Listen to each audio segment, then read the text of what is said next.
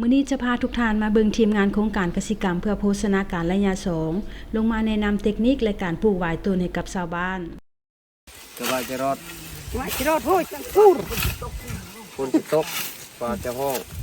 ติดตาสร้างบ้าคนนึงอย่า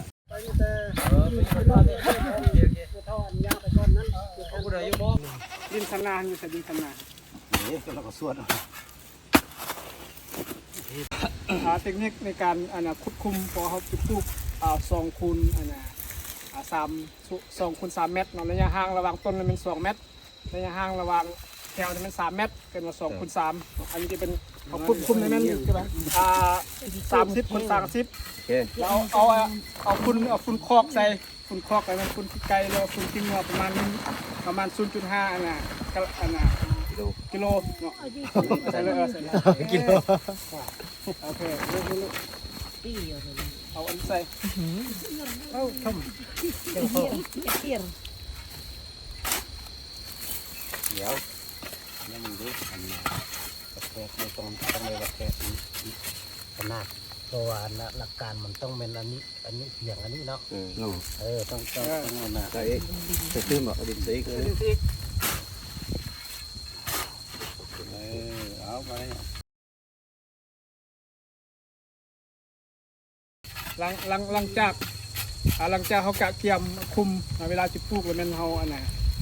จิกทงยากบอลเป็นเหลี่ยมนะหอยโตเนาะหอยตอนจิกแต่ว่าสำคัญที่สุดเลยมันบ่ให้เบาตัวนี้แตกโอเคมันก็สร้างได้สัว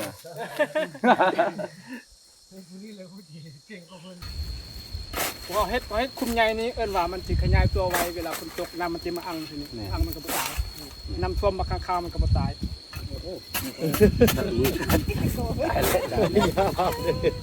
เวลาพูดแล้วมันเขาเหยียบมันแน่นรถเหยียบมันแน่นน่ะ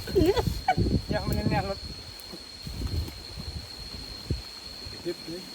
ป็นหยังแล้ววันนี้เหยียบมามันได้ตะโกนลงมันได้6 เดือนเนาะเอาการมาปวดเดือนนี้6 เดือนนะครับมาปวดเวลาเอาอนามัยนะมันเอิ้นว่ามันดินพุพุยครับมันงามนะ